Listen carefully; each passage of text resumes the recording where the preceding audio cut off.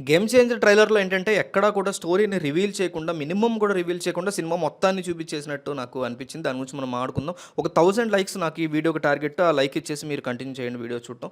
బేసిక్‌గా police officer క్యారెక్టర్‌లో ఉన్నప్పుడు అంటే ఐపీఎస్ క్యారెక్టర్‌లో మరి అది ఎట్లా చూపిస్తాడో, ఆ పోలీస్ అనే ఐఏఎస్‌కి, ఐపీఎస్‌కి అంత డిఫరెన్స్ ఉంది కాబట్టి దాన్ని ఎట్లా చూపిస్తారనేది ఒకసారి మనం అబ్జర్వ్ చేస్తే, బ్యాక్ సైడ్ గుట్కా అనేటువంటి ఒక ఇది కనిపిస్తుంది. దానికి సంబంధించినటువంటి మాఫియాని ఇతను బ్యాన్ చేసినట్టు. అట్లాగే కలెక్టర్ రూపంలో ఈ గోడౌన్లు ఏవైతే బియ్యం గోడౌన్లు ఉంటాయో వాటికి సంబంధించినటువంటివి, అట్లాగే దాని మీద రౌడీస్ అటాక్ చేయడం, దాన్ని ఇతను ఎదుర్కోవడం, ఇవన్నీ కూడా మనం బ్యాక్గ్రౌండ్లో ఒకసారి అబ్జర్వ్ చేయొచ్చు వీడియోలో, మన ట్రైలర్లో. అట్లాగే ముఖ్యమైనది ఏంటంటే, ఇట్లా రెండు చేతులు ఈ కైండ్ ఆఫ్ పోస్టర్‌లో ఒక బొమ్మ మనకు కనబడుతుంది కదా! అభ్యుదయం పార్టీ అనేసి ఒక పార్టీ పెట్టడం జరిగింది. సీనియర్ రామ్ చరణ్ అంటే ఫాదర్ రామ్ చరణ్, శ్రీకాంత్ కలిసి ఆ పార్టీ పెట్టినట్టు మనకు క్లియర్‌గా కనిపిస్తుంది. ఆ పార్టీ యొక్క గుర్తు ఇట్లా కొన్ని పార్టీల గుర్తులుంటాయి కదా! అట్లా ఈ 2 చేతులు క్లోజ్డ్ యొక్క గుర్తు.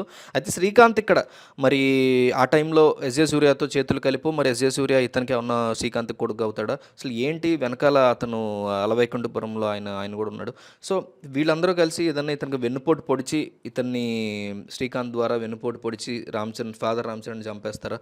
ఏం జరుగుతుందనేది, అంటే మధ్యలో అంజలిని కూడా కొంతమంది ఇట్లా చేసేసేటువంటి సన్నివేశాలున్నాయి. ఇవన్నీ ఫ్లాష్ బ్యాక్ ఎపిసోడ్స్ అనేది మనకు ఆబ్వియస్లీ అర్థమవుతుంది. కానీ ఫ్లాష్ బ్యాక్ ఎపిసోడ్స్ కోసం భారీ జనాలు రావటం గానీ, ఒక పార్టీ పెట్టడం గానీ, వీళ్ళ అభ్యుదయం పార్టీ, దానివల్ల ఏం జరిగిందనేది గానీ ఇవన్నీ చూడొచ్చు. అయితే ఒకటి కన్ఫర్మ్‌గా అర్థమవుతుంది ఏంటంటే, ట్రైలర్‌లో ఎస్‌జే సూర్య ఫస్ట్ టైం సీఎం అవుతాడు. అవ్వడం మాత్రం రాంగ్ వేలో అవుతాడు. సెకండ్ టైం సీఎం అవ్వడం అనే దాన్ని ఆపడం కోసం రామ్ చరణ్ యొక్క యుద్ధం సాగుతుంది. సేమ్ టైం రామ్ చరణ్ యొక్క ఫాదర్ రామ్ చరణ్ కూడా చంపేసింది ఇతనే అనేది ఇక్కడ అప్పన్న అనేది ఫాదర్ క్యారెక్టర్, కొడుకు పేరు ఏదో ప్రసాద్ ఏదో క్యారెక్టర్ కింద మనకి కనబడుతుంది. సో, బేసిక్‌గా ఈ ఓవరాల్‌గా మనం ఒకసారి అబ్జర్వ్ చేస్తే నాకు అనిపించింది, ఈ డైలాగ్ మీద బేస్ అయి ఉంది సినిమా అంతా అనిపిస్తుంది. ఏదైతే 100 ముద్దలు ఒక ఏనుగు కడుపు నిండా తింటే 100 ముద్దలు మనకు పెద్దగా కనిపిస్తుంది. కానీ అందులో ఒక ముద్ద వదిలేస్తే ఒక ముద్దే కదా అనుకుంటాం. కానీ ఆ ఒక్క ముద్ద 1,00,000 చీమలకు ఆహారం. ఇది కరప్షన్‌కి మనం కన్సిడర్ చేసుకోవచ్చు. ఓట్స్ కూడా కన్సిడర్ చేసుకోవచ్చు. అంటే 5 సంవత్సరాల పాటు ఒక ముఖ్యమంత్రి ఏనుగు అనుకుంటే, ఆ ముఖ్యమంత్రి 100 ముద్దలు 5 సంవత్సరాల పాటు తింటే, ఆఖరికి ఒక్క ముద్దని, అతను తిన్న 100 ముద్దల్లో ఒక్క ముద్దని మళ్ళీ చీమల కోసం వెనక్కిచ్చేస్తే, ఆ ఒక్క చీమ అంటే కోటాను కోట్ల ఓటర్స్ కోసం మళ్ళీ ఒక ముద్దను మాత్రమే వీళ్ళు వెనక్కిస్తారు. సో, అదే ఒక ముద్దను లాస్ట్‌కి వీళ్ళకి పడేసి మళ్ళీ ఈ 100 ముద్దలు తినటం, 99 ముద్దలు తినటం కోసం మళ్ళీ గద్దెనెక్కుతారు సీఎంలు ఆ ఏనుగు రూపంలో అనేటువంటి కాన్సెప్ట్ నాకు అట్లా చెప్పారేమో అన్నట్టు అనిపించింది. సో, రెండోసారి అజయ్ సూర్య సీఎం అవ్వకుండా ఫస్ట్ టైం ఇట్లా మ్యానిపులేట్ చేస్తూ అయ్యాడు. మనం కూడా చూసాం.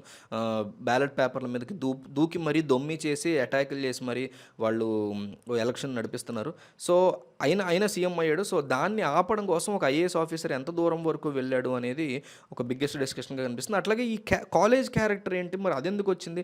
ఐఏఎస్ అయిన వాడు ఐపీఎస్‌గా ఎందుకు కనిపించాడు అనేది కూడా చూస్తే, అంజలి ఉన్నటువంటి సీన్స్‌లో కొన్ని చోట్ల మీకు ఇద్దరిద్దరు పిల్లలు కనబడుతున్నారు. సో, ఈ డబుల్ యాక్షన్ ఏమన్నా ఉందా? ఫాదర్‌ని పక్కన పెడితే కూడా డబుల్ యాక్షన్ అంటే ట్రిపుల్ యాక్షన్ ఏమన్నా ఉందా మూవీలో? ఇద్దరు అన్నదమ్ములు ఉన్నారా? ఒకతను కాలేజ్ వైపు నుంచి ఐపీఎస్ అవుతాడా? అట్లా ఏంటి కన్‌ఫ్యూజన్ ఫ్యాక్టర్‌గా ఉంది. మీకేమన్నా అర్థమై ఉంటదా? ఆ పాయింట్ వరకు మీరు కామెంట్ చేయండి. అట్లాగే ఒక చోట చూస్తే మీరు పబ్లిక్‌లో కియారా అద్వానీ పెళ్ళికూతురు గెటప్‌లో ఉంది. రెడీ అవుతోంది.